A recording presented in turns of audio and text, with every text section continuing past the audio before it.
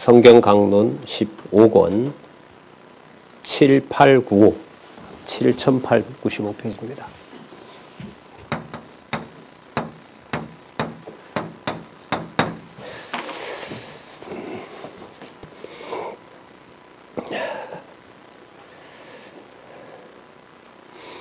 자, 거기 보시면 사도행전 4장 31절부터 8절까지 말씀 전파를 통한 교회 확장이라고 나옵니다. 잠시 우리 성경 개론을 살펴보도록 하겠습니다. 조금 전에 읽었던 본문이 5장 26절까지 내용 속에 들어가 있죠. 표적으로 말씀이 전파되는 내용이 나타납니다. 이 표적은 예수 그리스도를 기억하게 하는 중요한 개념이죠. 그렇게 말씀드린 이유는 성령에 의한 성취와 예수에 의한 성취가 요 낱말 하나만 보더라도 분리가 되어선 안 된다. 그걸 말씀할 수 있고요.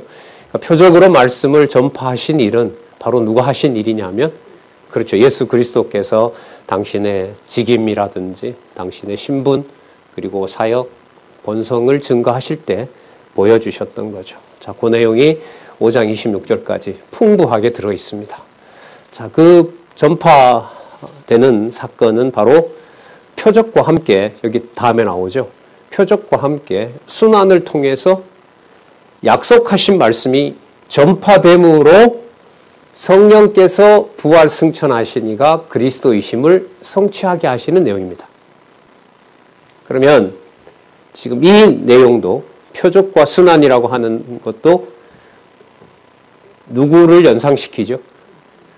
마가복음요. 우리 강조 많이 드렸죠. 마가복음에서 당신이 낮은 신분으로 오셨지만 낮은 신분을 감당할 수 있는 능력을 그분만 가지세요.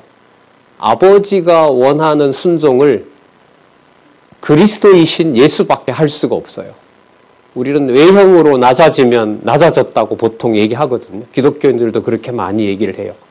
아니죠. 그렇게 될 수가 없어요. 하나님이 낮추셔야 되고요.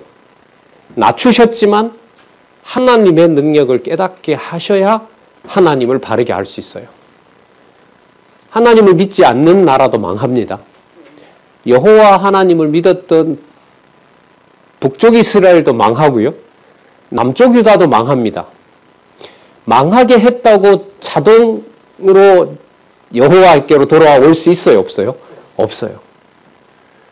그래서 이 기독교에서 말하는 이 순환과 관련해서 좀 말씀을 드리면은, 어떤 행위가 고난을 당하고 자기가 견디기 어려운 상황까지 간다고 해서 그게 곧바로 여호와 하나님을 인정하는 것이 될 수가 없어요. 그래서 제가 이제 가끔 말씀을 드리잖아요. 저에겐 참 충격이었는데, 고린도전서 13장에 나오는 대로 자기 몸을 불사름에 내어줘도 아무것도 안 된다고 하잖아요. 그걸 하나님을 사랑한 건지 안 한지를 성령께서, 예수께서 약속하신 대로 성령께서 주관해 주시냐가 결정하는 겁니다. 그래서 기독교는 보이는 걸 매우 중요하게 여기지만 보이는 것을 내 마음대로 평가하지를 않아요. 못하게 해요. 못하게 해요. 이게 교회의 신령함입니다. 드러난 부분에 있어서 말씀으로 하나가 된 것을 성령이 주관해 가시면 지상에서 아버지, 아들, 성령이 하나 된 놀라운 역사를 깨닫게 되는 거지만요. 아무리 인간적으로 서로 동의하고 서로 합력하더라도 그것을 성령께서 주관하지 않으면 인간적인 모임이 돼요. 그것을 우리 마음대로 어떤 확인할 수 있는 것이 불가능합니다. 그래서 이 교회에 신비함이 있는 거죠. 자, 표적과 순환, 이 내용은 바로 그리스도께서 당신이 낮은 신분이 되시면서 낮은 자리에서 아버지가 원하는 그 순종을 완벽하게 성취하심으로 당신이 하나님 아들 되셨다는 마가복음 내용만 가지고 와도요, 이 내용이 바로 연결이 됩니다. 그래서 사도행전과 복음서와 연결이 반드시 있어야 된다는 것을 우리는 이 제목에서도 확인할 수 있습니다. 말씀 전파는 더더욱 분명하죠. 갈릴리를 주변으로 말씀을 전파하시면서 예수께서 뭐라고 하셨죠? 회개하라. 뭐가 가까웠다? 그 천국이 임했다는 거죠.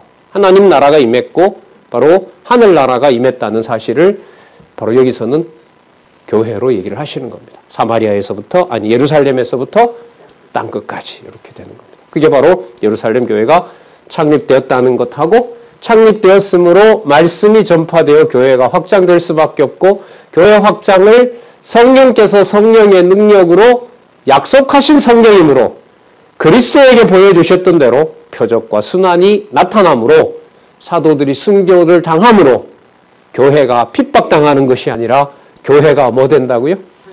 교회가 예루살렘 교회가 창립도 되고 땅끝까지 교회가 뭐 되는 증거다? 설립되는 증거라는 겁니다. 참 역설이죠. 주의 사도들이 죽는 것이 무엇의 증거라고요? 순환이 나오잖아요. 순환 속에 죽음도 들어가거든요. 그럼 이 순환과 가장 가까운 게 말씀 전파인 거고요. 말씀 전파와 순환이 함께하면서 그게 바로 교회의 뭐가 되는 거죠? 설립이 되는 거죠. 그렇게 보면 가끔 말씀드립니다마는 저기 중국하고 뭐 우리나라 경계가 요즘은 막 모호해지잖아요. 저기 요동반도까지 요하까지 고조선이 살았다라는 증거가 요즘 뭐 EBS에서도 그 특집으로 날 정도로 진짜 이 한반도 역사가 요동치고 있는데요. 어쨌든 거기에서부터 복음이 이 남쪽으로 내려오는 과정에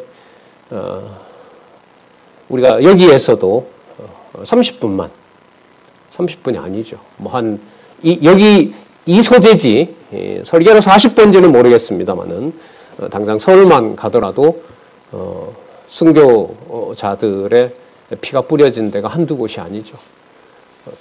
조선 그야말로 팔도가 다 그렇습니다. 제주도에서부터 시작해서요.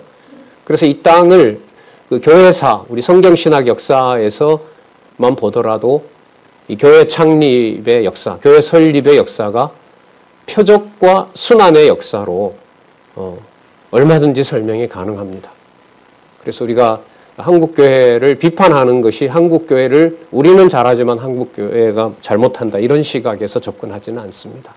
자, 그 모든 역사적인 그 교회 설립과 관련된 틀을 그 기초를 우리는 사도행전의 본문을 그대로 따라가면서 확인할 수가 있습니다.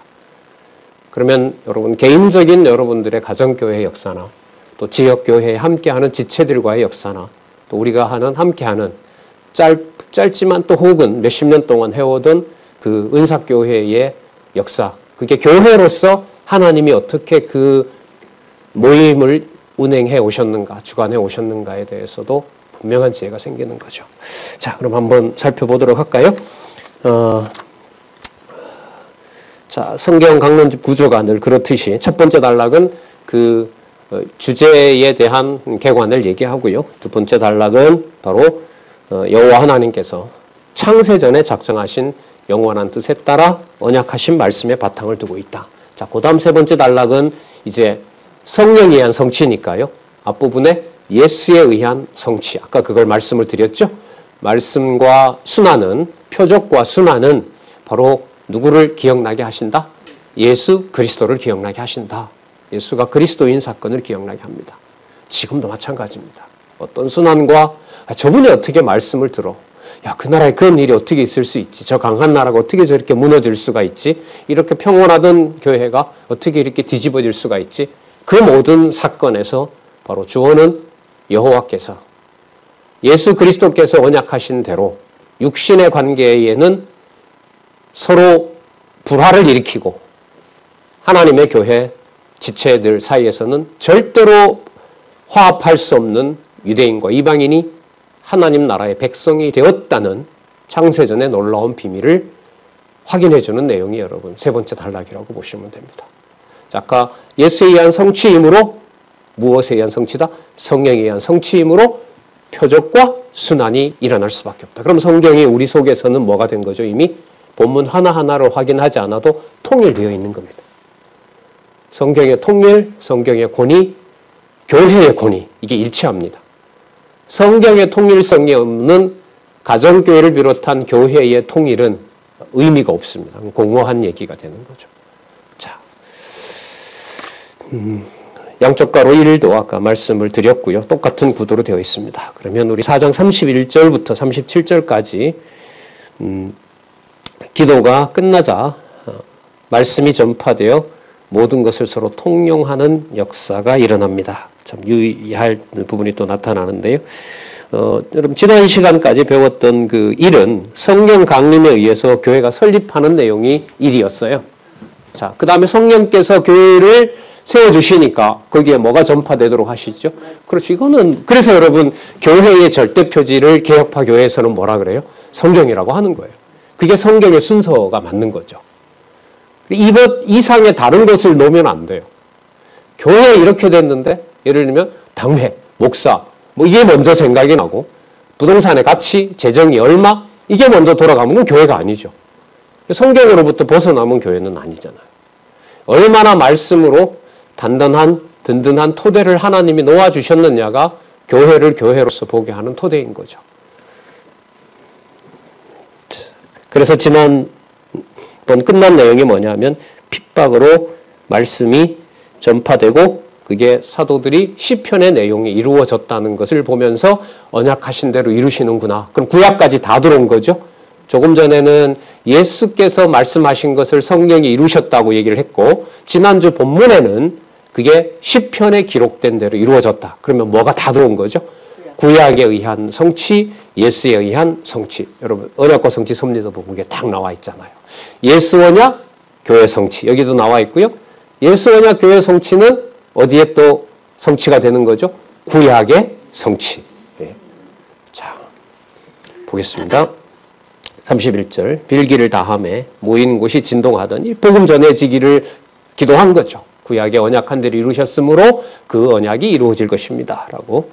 그리고 모인 곳이 진동을 하고요. 무리가 다 성령이 충만하여 담대히 하나님의 말씀을 전하게 됩니다. 무리가 다 성령이 충만했다 했어요. 그런데 이 예루살렘 교회가 향후 20년이 지나면 사도 바울이 왔을 때는 사도 바울을 죽이는 적그리스도의 소굴로 변질됩니다. 아주 무서운 역사죠. 요한계시록에 나오는 그 적그리스도의 출처가 여러분들 유대인의 회합, 곧 무슨 회라 그래요? 사단의 회. 이자들이에요. 이자들. 그게 이방으로 복음이 전하게 되는 하나님의 무서운 방법인 겁니다. 그러니까 무섭게 하나님께서 뺏어서 주지요. 어디를 보면 알 수 있어요? 여호수아에 보면. 여호수아가 원주민들을 아이부터 시작해서 무자비하게 학살한 것은 교회 사가들에게 함부로 여호와의 이름을 부를 수 없게 하는 굉장히 무거운 내용이 여러분 여호수아입니다. 우리는 요단 서편 땅 정복, 아브라함과 이삭과 야곱에게 언약하셨던 것을 여호와께서 당신의 전능성과 신실성과 주권성과 영권성과 자비성의 속성을 계시하기 위한 과정으로 우리는 요단 서편 땅 정복을 보잖아요. 그런데 그 내용을 보면 어떻게 됩니까? 원주민들이 수백 년 동안 모아놨던 땅과 재산을 전부 빼앗아서 누구에게 주는 거죠? 12지파에게 분배하는 내용이에요. 일반 사가들의 역사가들에겐 이건 담아낼 수가 없는 겁니다. 그럼 우리는 똑똑하기 때문에 우리의 지성은 그들과 특별하기 때문에 그걸 수용을 하나요? 아니죠. 그야말로 성령께서입니다. 보이사 성령께서 깨닫게 하시는 것 이상이야 아무것도 없습니다. 그 내용에는.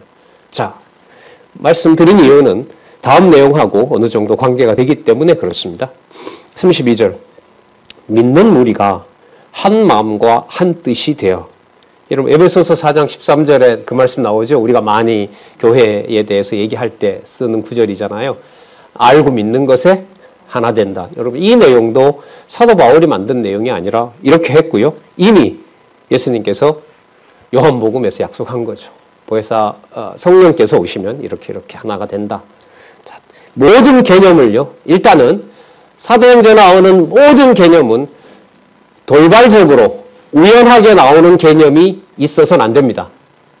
왜냐하면 성경신학 총서가 페이지가 연결이 되어 있고 그 페이지는 언약과 성취라는 저기 도표에 있는 대로 예수 언약, 교회, 성취라는 구도 속에서 이해가 돼야 되기 때문에. 자,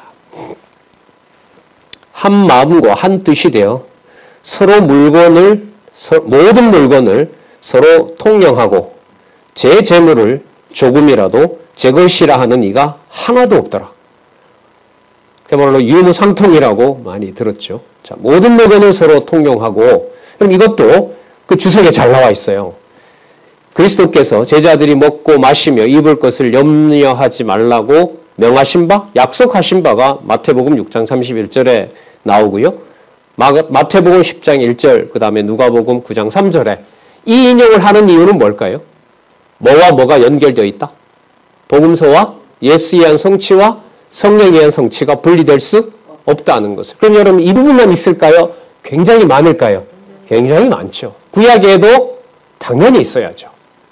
그런 이제 세밀한 공부를 우리가 앞으로 이제 해가야 될 필요성이 있다고 보는 겁니다. 그래서 한 구절을 보더라도, 한 사건을 보더라도 성경 전체가 다 들어오는, 그러면 여러분 이렇게 되는 거예요. 그 구조가 자리 잡잖아요. 우리 가정 한두 사람을 보게 되면 뭘 다 볼까요? 창조부터 심판까지 있는 그리스도의 교회가 다 들어오는 거예요. 이 놀라운 사건인 거죠. 성령께서 그걸 깨닫게 하신다는 말입니다. 그런 눈을 열어준다는 거죠. 자, 한 마음과 한 뜻이 되게 하여 모든 물건을 서로 통용하고, 여러분 통용하다는 게요, 그 우리 교제라는 말이 코이노니아라고 얘기를 하거든요. 아주 중요한 개념이잖아요. 그래서 연말이나 추수감사절쯤 이쯤 되면 이제 과거에 뭐 대학에서도 그랬었지만 그 교회들이 코이노니아의 밤 이러면서 주위에 있는 사람들을 불러다가 뭐 대접하고 뭐 이런 일들을 해요. 시골에서도 얘기했거든요. 이 여러분 통용이라는 말이 뭐냐면 바로 코이노니아와 연결된 개념입니다. 그럼 코이노니아라는 뜻은 여러분 뭐에 어원을 두냐 하면 예수 그리스도께서 자기 몸을 다 비워서 하나님의 성도들을 위하여 자기를 드린 연보 행위와 관계가 돼요. 그러니까 내 것을 내 것으로 여기지 않으셨잖아요. 그리스도가. 맞죠? 아버지가 정한 것을 그대로 천국이 이루어진 것을 당신이 이루는데 모든 걸 쏟으셨잖아요. 마찬가지로 성령께서 오셔서 성령이 임한 성도들이 한 마음과 한 뜻이 되어 서로 물건을 통용하는 겁니다. 네. 그걸 공동으로 사용하게 합니다. 은사 따라. 그러니까 누구한테 이제는 갖다 줄 수가 없어요. 갖다 줄 필요도 없고. 왜? 당신이 성전이고 당신이 하나님 나라의 백성이기 때문에 자기가 하나님 앞에 쓰도록 성령께서 이제까지 예루살렘, 물론 당신은 벌써 그 11지파는 사실 없어졌지만 이스라엘 백성들 12지파에게 분배했던 그 어떤 몫이라고 하는 것이 경계선을 그으면서 내 것만 유지하면 된다. 이건 유다 몫이다. 아니다. 이건 레위 몫이다. 이걸 여러분들 뭐 해버렸어요? 허물어버렸어요. 허물어버렸어요. 그리고 각자에게 하나님께서 주신 그야말로 은사와 그 봉사의 사명이 있는 거죠. 그래서 여러분 선지서 어디에 보면 뭐가 나오냐면 고난의 날이 다가올 때 레위 지파에게 가지 않고 여자는 여자들대로 울고 아이는 아이들대로 울고 노예는 노예대로 울고 각각 자기가 하나님 앞에서 뭐 한다 그랬죠? 기도하게 된다고 얘기를 했어요. 소선지서에 보면.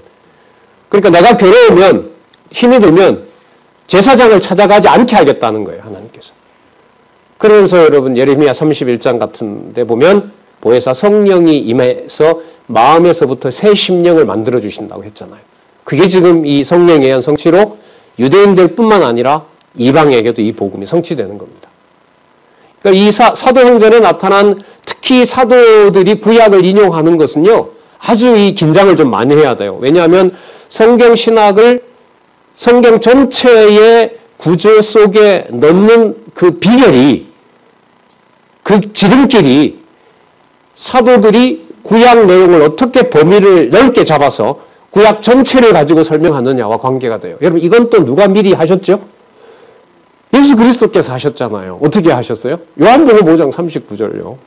너희가 성경에서 그때 성경 구약 다잖아요.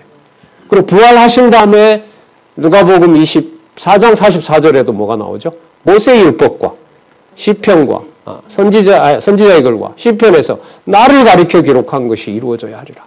여러분 성경이 통으로 들어오는 전체로 들어오는 한 구절을 보거나 한 사건에서 성경 전체가 여러분들과 저에게 기억나는 것이 성경 신학을 이 시대에 준 엄청난 선물로 우리가 확인하는 자리입니다.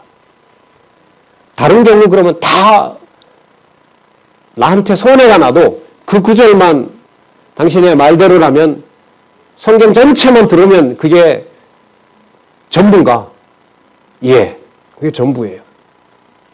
사도들이 교회 설립에서 하시는 일이 바로 뭐냐면 예수 그리스도의 이름으로 표적을 보이면서 하나님의 말씀이 기록되는 시간을 마련하면서 증거하는 시간과 함께 간 것이 이른바 우리가 말하는 초대교회의 역사입니다. 자, 제 재물을 조금이라도 제 것이라 하는 이가 하나도 없더라. 여러분, 내 것은 없습니다. 10의 1조만 내 것이다라는 구조가 깨어진 겁니다, 이게. 말라기에 약속되어 있죠. 온전한 11조 드리어봐라. 내가 얼마나 많이 부어줄 건가. 그걸 하나님이 이스라엘 백성이 할 수 있기 때문에 그럴까요? 당신이 그 방법을 미리 마련해 놨기 때문에 그럴까요? 마련해 놨기 때문에 그러죠. 그래서 엘리야 보낸다 그랬고 엘리야가 돌려놨죠. 백성들의 마음을 아버지의 마음을 자녀에게, 자녀의 마음을 아버지에게로. 결국 그건 하나님 자녀들의 마음을 아버지에게로 돌려놓는 일이 된 거고요. 그걸 그리스도가 오셔서 마태, 마가, 누가, 요한에서 기가 막힌 논리적 그 구조 속에서 이루신 것을 기록하고 있는 내용이 바로 우리가 말하는 복음서 내용인 거죠. 자, 그 내용 속에 여러분 여기 있는 대로 자기 재물을 자기 것이라고 하나도 여기지 않도록 하는 일들을 그리스도가 이미 제자들과 함께 보여주신 거죠. 근데 놀라운 사실은 가룟 유다에게 3년 동안 재정을 맡긴 거 아닙니까? 자, 이건 생각해 볼수록 참으로 흥미로워요. 그리고 여러분 이 요한계시록까지 가면 아시겠지만 그 사단의 회라는 게 결국은 뭐와 관련이 되죠? 짐승 권세하고 관련이 돼요. 짐승 권세의 세력은 뭐와 관련되죠? 상권과 관련이 돼요. 경제권이에요. 자본주의 구조가 여러분들 지금 그렇게 가고 있잖아요. 그 흐름 속에서 하나님께서 자본이 신이 되도록, 돈이 신이 되도록 하는 구조 속에다가 교회를 던져놓은 거죠. 그래서 우리 장안중앙교회에 장안중앙교회뿐만 아니라 여러분 지방교회도 제가 다녀보면 그래요. 다 그 재산 때문에 홍역을 치르더라고요. 팔자, 유지하자, 뭐 이런 원인들이 아주 날카롭게 그것 때문에 이렇게 또 분리되기도 하고요. 아주 아슬아슬한 순간에 있는 겁니다. 여기에서 만약 진리의 말씀이 공급되는 일이 멎어졌다. 그러면 더 이상 유지해야 될 이유가 없죠. 끝난 거죠. 그야말로. 그러니까 얼마나 아슬아슬한 길을 하나님께서 체제개혁 시간에서부터 지금까지 하나님이 해오신지를 우리가 생각해 보면 알 수 있죠. 아슬아슬하다는 말은 뭐냐면 말씀이 아니었으면 모든 게 다 뭐가 될 거. 그렇죠. 진짜 더럽고 세상에도 없는 아주 추잡한 일들이 여기에서 벌어질 수밖에 없었거든요. 그런 면에서 아슬아슬한 거고요. 여전히 인간적으로 그렇고요. 네. 제 재물을 조금이라도 제 것이라 하는 이가 하나도 없더라. 주체는 누굴까요? 성령께서 한 마음과 한 뜻이 되게 하여. 왜요? 31절에 성령이 충만했다고 했으니까요. 그럼 누구 사역이라는 겁니까? 성령의 사역이 되는 거죠. 자, 33절. 사도들이 큰 권능으로 주 예수의 부활을 증거하니. 자, 이 말이 여기 왜 나오느냐? 부활하셔서 여전히 살아계셔서 사역하고 계신다. 그럼 큰 권능은 사도 자신들이 가지고 있다는 의미인 건가요? 아니죠. 31절에 성령이 다 충만했고 성령께서 주관하신다고 했으니까요. 큰 권능으로 주 예수의 부활을 증거하니. 큰 권능은 왜 나왔냐 하면요. 예수님께서 내가 했던 것보다 너희들이 더 큰 일을 한다고 했죠. 여러분 예수님이 5,000명을 물고기 2마리와 떡 5개, 빵 5개로 먹인 일은 있었지만 그 말씀 한마디에 5,000명이 회개하고 다 믿게 하진 않으셨거든. 근데 예루살렘은 무슨 일이 벌어졌어요? 3,000명, 5,000명이 베드로 설교를 듣고 다도록 강론을 듣고 다도로운 일을 한 거죠. 여러분 일의 규모를 보면 누구 일이 더 커요? 그건 예수님이 약속하신 거거든요. 여러분 성경신학이 지구 60억을 주관해 나가는 힘이다라는 거 여러분들 혹시 믿으세요? 너무 부풀리는 건가요? 그래서 여러분 공부를 좀 하셔야 돼요. 세계사도 공부할 필요가 있고 한국 교회사는 전 진짜 너무 좋아해요. 과거에는 너무 힘들었어요. 이 좁은 나라에 왜 이렇게 많은 동족의 전쟁부터 시작해서 이렇게 많이 피를 뿌리고 교회가 서고 선교회가 왜 이렇게 부패하는지에 대한 해명을 할 수가 없으니까. 근데 요즘은 너무너무 그야말로 사랑스럽고 이 땅에 태어난 게 다른 나라도 여러모로 부러워하지만 진짜 너무너무 감사한 시대에 살고 있다는 걸, 그러면 여러분 그러한 생각의 중심에서 성경 신학을 빼고 해석이 될까요? 안 될까요? 안 되죠. 성경 권위를 성령께서 확증해 주신 이것하고 분리해서 생각할 수가 없습니다. 자, 사도들이 큰 권능으로 주 예수의 부활을 증거하니 살아계신 겁니다. 여러분, 주 예수의 부활은 마태복음에만 나오죠? 아니에요. 마태, 마가, 누가, 요한. 그러면 주 예수의 부활은 뭐가 다 들어있죠? 마태, 마가, 누가, 요한. 예수님의 모든 언약 딱 담겨 있는 거죠. 그러면 한마디 속에 뭐가 다 있는 게 맞아요? 복음서 전체가 담겨 있죠. 복음서 전체가 담겨 있다는 말은 예수님의 말씀에 의하면 너희들이 성경에서 영생을 얻는다고 말씀하셨을 때 그 성경인 어디? 구약까지. 그럼 성경이 하나로 들어와 있어요. 그 놀라운 은총을 여러분들과 저에게 거듭되는 거의 매년마다 큰 일들이 일어나면서 하나님께서 살아계신 증거를 보여주고 계신 거죠. 우리가 큰 은혜를 얻어 그 중에 핍절한 자가 없으니 빈곤한 자가 없다는 겁니다. 다 나눠 먹는 일들이 벌어지는 거죠. 이게 연보인 겁니다. 누가요? 성령께서 연보 행위를 하게 하시고 아까 공통으로 통용했다 그랬죠. 코이노니아. 그래서 코이노니아의 뜻이 뭐냐면요. 만나서 교제하다. 근데 두 번째 뜻이 중요해요. 가지고 있는 모든 것을 털어서 함께 식사하다. 그게 효자입니다. 그래서 우리가 개혁파 교회에서는 애찬이라고 했는데 그 용어가 사라져버렸죠. 그걸 의식화시켜서 성찬식이라는 걸로 제도화시킴으로 해서 교회에 나와서 그 약식으로 진행되는 그것만 성만찬이라고 얘기를 하고 집에서 가정교회에서 가족이 식사하는 것은 교회에서 그거 하는 것보다가 어떤 걸로? 못한 걸로. 이게 문제인 거예요. 이게 문제인 거예요. 자, 그래서 교회라는 이름이 함께하면 여기 보시는 것처럼 여호와 하나님께서 관리를 하세요. 부패하고 타락하지 않도록 순환과 핍박 속에서 그 교회의 순수함을 유지해 가시는 거죠. 이는 밭과 집 있는 자가 팔아 그 판 것의 값을 가져다가 사도들의 발 앞에 두매 저희가 각 사람의 필요에 따라 나누어 주미러라. 사도들 앞에 그 연보한 것을 놓고 그걸 가지고 서로 분배하는 일이 벌어진 겁니다. 그러니까 사도들이 재정까지 봐야 되는 일들이 벌어진 거죠. 그런데 여러분, 이 사도들이 나오지는 않았지만 사도들이 이 재정 보던 일들은 예수님하고 다니면서 가룟 유다의 일들이 생각이 났을 겁니다. 생각났을 겁니다.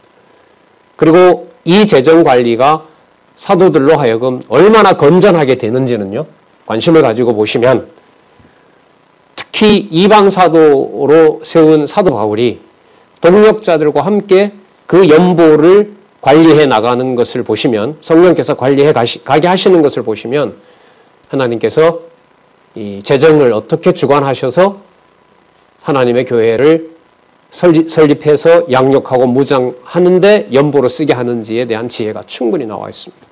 물론 무엇인가의 연보란 무엇인가에도 나와 있고요. 자, 이걸 누가 하시느냐? 성령께서 하시는 겁니다. 자, 36절요. 구브로에서 난 레위 족속이 있으니 이름은 요셉이라. 사도들이 일컬어 바나바라 하니, 자, 사도들이 뭐라 불렀냐면 바나바라 불렀어요. 이름이 권위자라는 뜻이고요. 사도 바울과 앞으로 함께 사역할 준비를 지금 이 사람을 준비해 놓은 겁니다. 자, 그가 같이 있음에, 이 사람이 아니네요. 죄송합니다. 이 사람이 맞다고들 합니다. 이 주석에는 나와 있지 않는데, 그가 같이 있으니 팔아 값을 가지고 사도들의 발 앞에 두니라. 자, 여러분, 그 다음에 아나니아와 삽비라 사건이 나오거든요. 아나니아 삽비라 사건은 보통 재물을 가지고 위협할 때 많이 썼죠. 저도 시골에서 이 강의를 부흥사한테 들었거든요. 하나님한테 속이면 그래서 이제 과거에 거짓말을 했던, 이게 학생들 그 강론인데도요, 이른바 부흥회인데도요, 이걸 꺼내더라고요. 그래서 그 부모님 몰래 썼던 용돈까지 갚아보려고, 진짜 참, 지금 보면 참 웃을 얘기인데, 이걸 여기다 쓰는 겁니다. 여러분, 지금 4장 31절부터 시작하면서 무엇이 충만했다 그랬죠? 성령께서 충만하신, 지금 이게 성령의 사역입니다. 그럼 아나니아와 삽비라 사건도 서로 통용하게 하여 서로 핍절한 자가 없게 하시는 사역을 누가 하신다는 증거일까요? 성령께서 하신다는 증거입니다. 그게 가장 중요한 이 핵심이거든요.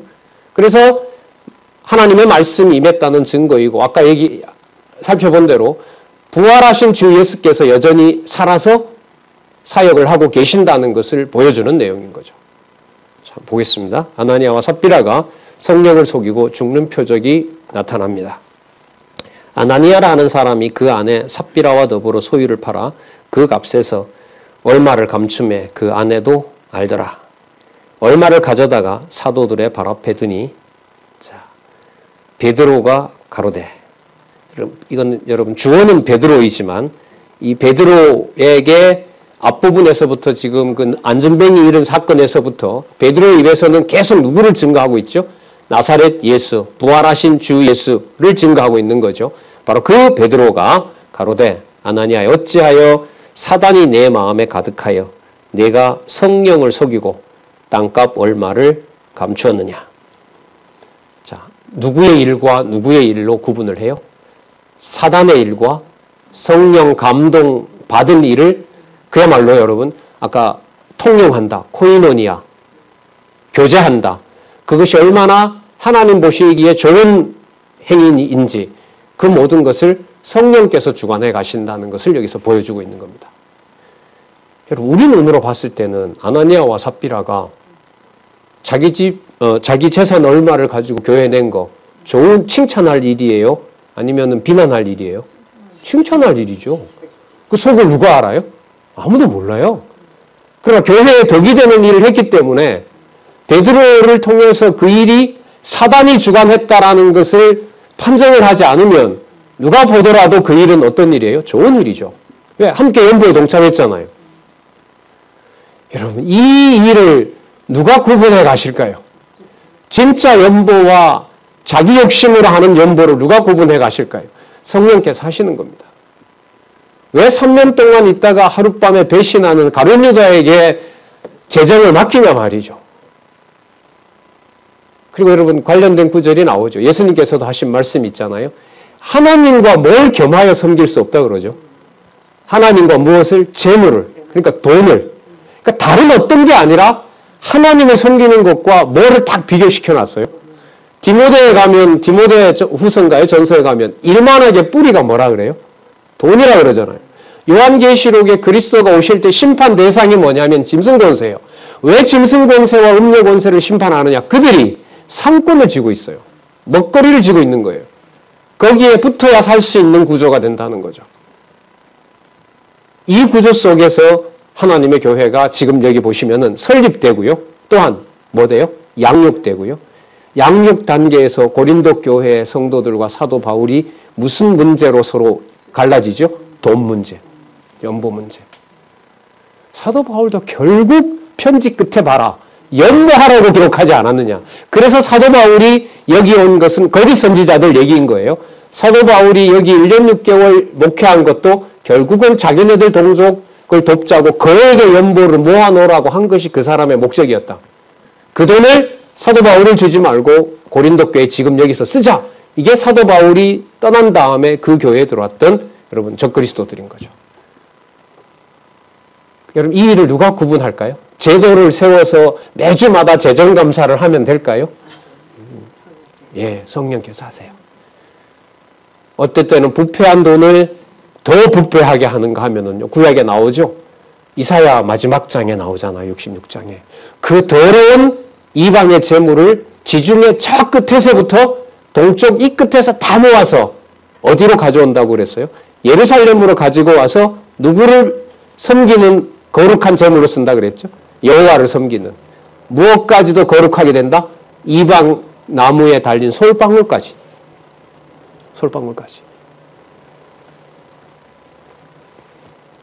내가 성령을 속이고 땅값 얼마를 감추었느냐. 베드로의 권능이 아닙니다. 성령의 권능. 하나님의 올바른 연보의 교제를 통해서 하나님의 교회를 세워가시는 사역을 여기서 우리가 볼 수 있습니다.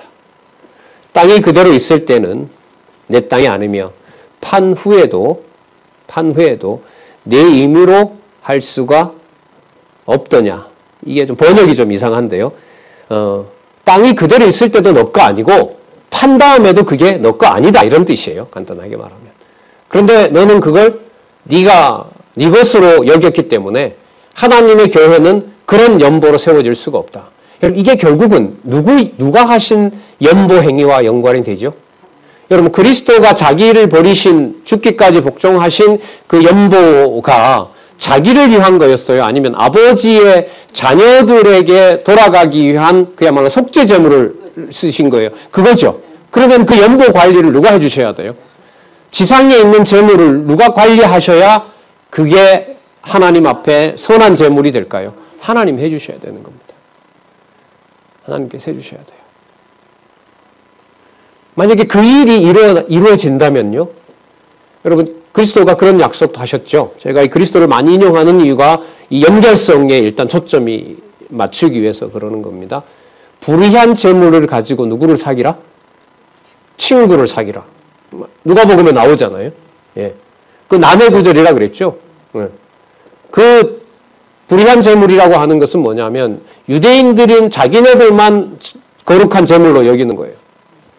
그러나 세상에 있는 그 불의하다고 평가했던 그 재물을 가지고 하나님의 성도들과 그야말로 한 뜻을 이루어가는 교제 행위가 일어나고 거기에서 하나님의 교회를 위해서 쓰게 하신다면 그 일이 불의한 재물이지만 뭐와 연관이 되는 겁니까? 하나님의 교회를 세우는 연보와 관계가 되는 겁니다. 대한민국에 모아지는 부가 사상 유례 없는 1조 달러 무슨 여러분이 수출이 일어났잖아. 이 와중에 어느 나라에도 없는 일이 벌어졌습니다. 그래서 여러분 한반도 대한민국 역사에서 국가에서 3번이나 그냥 현금을 갖다 주는 일은 대한민국 역사에서 없었던 일이 벌어지는 거죠. 과거에 그야말로 공산주의에서나 있던 일들인 거죠. 어떻게 보면 평가할 수 없는 그런 놀라운 일들이 벌어지는데 국가가 운영을 잘해서 그런 게 아니죠. 교회 역사를 통하지 않으면 이 설명은 되지가 않습니다. 되지가 않아요.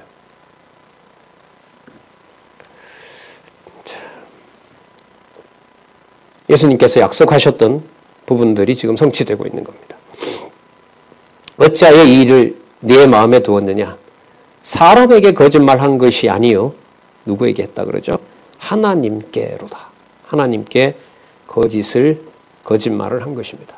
그럼 하나님 앞에서 거짓인지 참되온 행위인지를 성령께서 주관하셔야만 가능한 일입니다.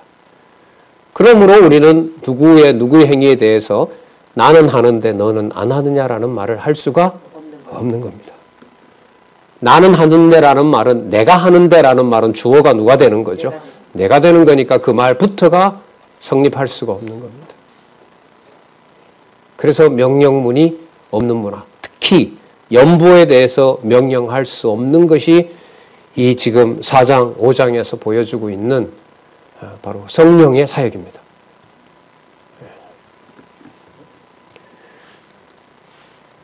그리고 그 바울 사도의 글에 보면 회개 보고를 정확하게 하죠.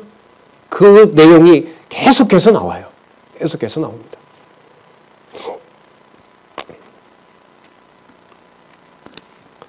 (5절) 아나니아가 이 말을 듣고 엎드러져 혼이 떠나니 이 일을 듣는 사람이 다 크게 두려워하더라. 성령께서 하시는 일이 분명하다는 사실을 여기서 증명해 주고 있는 겁니다. 자, 6절 젊은 사람들이 일어나 시신을 싸서 메고 나가 장사하니라. 3시간쯤 지나 그 아내가 그 생긴 일을 알지 못하고 들어오니 베드로가 가로되 그 땅 판 값이 이것뿐이냐 내게 말하라 하니 가로되 예 이뿐이로라. 둘이 입을 맞췄으니까요. 베드로가 가로되 너희가 어찌하여 함께 꾀하여 여기 보세요. 주의 영을 시험하느냐. 아까 3절에 보면 뭐라 그랬죠? 사단이 내 마음에 가득하여 내가 성령을 속였느냐. 성령을 속였느냐. 여러분 나중에 뒤에 나오는데요. 사도 바울이 복음을 전하자 그 동네에 있던 무당이 사도 바울에게 와서 돈 주고 이걸 좀 팔라고 그럽니다.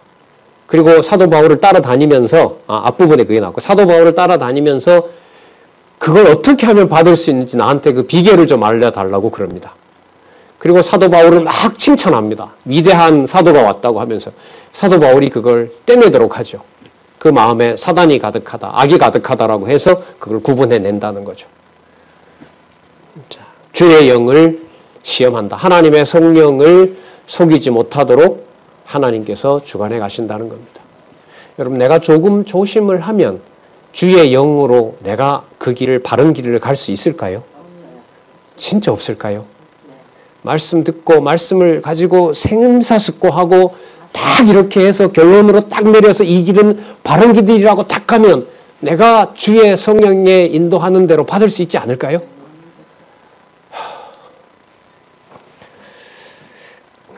신중해집니다. 네. 내 남편을 장사하고 오는 사람들의 발이 문 앞에 이르렀으니 또 너를 메어 나가리라 한데 곧 베드로의 발 앞에 엎드려 혼이 떠나는지라. 젊은 사람들이 들어와 죽은 것을 보고 메어다가 그 남편 곁에 장사하니. 자, 11절 결론을 한번 잘 보세요. 온 교회와 이를 듣는 사람들이 다 크게 두려워하니라.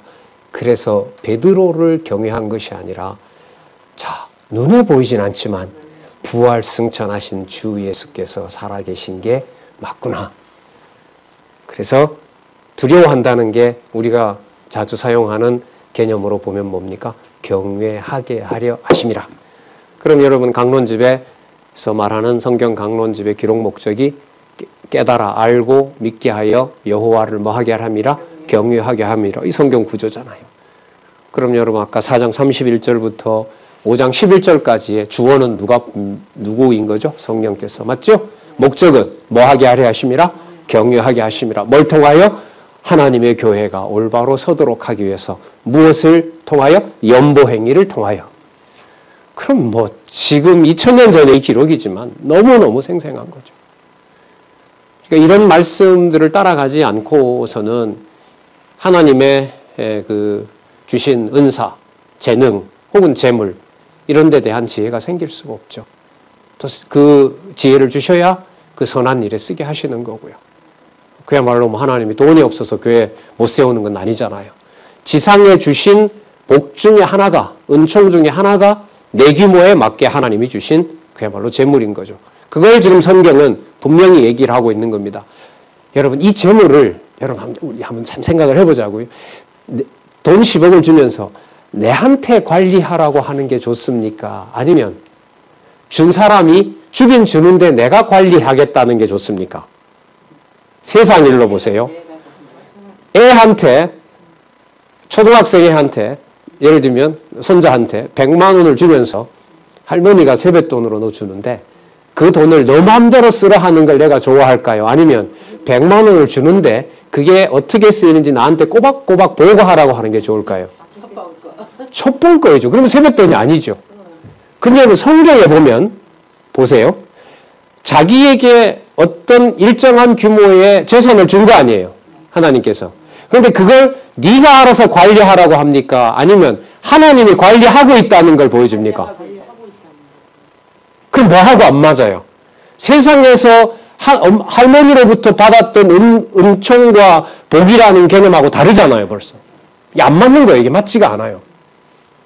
그러면 여러분, 하나님이 연보를 관리하는 게 좋습니까? 내 스스로 관리하는 게 좋습니까? 솔직히 좀 한번 가야 돼, 이거는. 욕심으로 보면 쥐고 하나님은 손 떼는 게 좋죠. 맞죠? 근데 손을 떼버리면 여러분 무슨 일이 벌어지냐면 가룟유다 꼴이 납니다. 말로는 교회를 위하고 성도를 위한다고 하는데 그 속에 심정의 관리를 내가 할 수 있어요, 없어요? 할 수 없죠. 그러니까 누가 관리해 주셔야 돼요. 선한 연보가 되고 하나님이 보실 때 아름다운 신령한 재물이 되려고 하면 누가 관리해 주셔야 돼요? 50%만 관리할까요, 그러면? 이게 맞지 않아요. 그러면 기독교에서 말하는 연보행위가 바로 된다는 것은 전적으로 누가 하시고 누가 살아계신 증거가 되느냐. 부활 승천하신 분이 살아계시고 그분이 언약하신 대로 성령이 오셔서 그 영혼을 관리하시는 거예요. 거기에 중간지대는 없어요. 하나님이 욕심에 맡겨서 욕심대로 쓰게 하고 겉으로 볼 때는 진리를 일하고 하나님의 교회를 일한다는 게 우리는 몰라요. 맞죠? 그 속에 그 일들이 아름다운 일인지 아닌지는 누구만 알 수 있어요? 하나님이 하실 수 있는 거죠. 그러면 성도로서 받은 바 은혜와 받은 바 재능과 그리고 재물을 포함해서 그 모든 은총을, 은사를 누가 관리해 주셔야 교회 설립과 양육의 바른 용도로 쓰여지겠습니까? 성령께서 이러는 겁니다. 이게. 그럼 뭐 어쩌란 답이 없어요. 답이 없어요. 세상에 보면 아까 말씀드린 대로 주고 부모님은 나에게 용돈 줬으니까 내가 어떻게 쓰든지 말든지 손 뭐 해야 돼요? 떼야 돼요. 여러분 국가가 재난지원금 주면서 이론 한 장 어디에 썼는지 다 보고하라면 여러분 받을까요? 안 받을까요? 화가 나서도 안 받죠. 집어치우라고. 통제한다고. 근데 지금 하나님은 성령을 감동시켜서 연보행위를 하게 하면서 그 연보가 악인지 선인지까지 뭐 하세요? 관리하셔야 돼요. 다르죠, 여러분. 세상의 분배 원칙과 다릅니다, 교회는. 그래서 교회 연보를 함부로 보면 큰일 나는 거예요. 어떻게 보면 많은 혜택을 그 재정적으로 받는 저 같은 사람들한테는 이거는 뭐 늘 긴장인 거죠. 그래서 많은 어떤 후원자에게 기운다든지 그쪽에 신경이 쓰인다든지 그 사람이 의식이 된다든지 이건 벌써 간 거죠.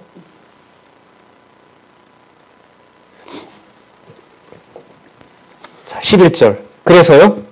이렇게 하시는 이유가 바로 뭐냐면 온 교회와 이 일을 듣는 사람들이 부활 승천하신 그리스도를 주 예수 그리스도와 하나님 아버지를 뭐하게 하려 함이라? 경외하게 하려 함이니라. 예, 진도보다가 중요한 것 같아서 자, 좀 이렇게 많이 설명을 드렸습니다만은 자, 이 다음에 나오는 연결을 여러분은 잘 보시기 바랍니다. 왜? 아까 목적이 뭐라 그랬죠? 교회 설립을 통해서 주 예수 그리스도와 하나님 아버지를 경외하게 하시려는 거기 때문에 그 다음에 그런 내용과 관련된 내용이 나온다면 연보에 대한 제 설명이 여러분들이 같이 살펴본 이 의미들이 다른 방향으로 가고 있는 거죠. 자, 5장 12절부터 우리 다음 시간에 하도록 그렇게 하겠습니다. 읽어보시리라고 봅니다. 기도하겠습니다. 하나님 아버지 감사합니다. 같은 하나님, 욕심 많은 또 사리사욕을 쫓는 같은 인간으로 살게 하셨지만 그 가운데 진리의 말씀으로 조명해 주셔서 하나님의 교회 설립에 사용되는 각자의 은사 속에서 하나님 살아계신 것을 두려워하며 의미 있는 연보 생활을 할 수 있도록 허락해 주셔서 감사합니다. 하나님 간절히 원하옵나이다. 세상의 돈의 논리와 교회의 논리가 혼잡해 있는 이 상황에서 아름다운 연보 생활로 하나님의 교회가 세워지게 하시고 여호와 하나님 더 두려워하는 건전한 신앙생활이 될 수 있도록 지혜와 총명을 허락하여 주시옵소서. 예수님의 이름으로 기도드렸습니다. 아멘.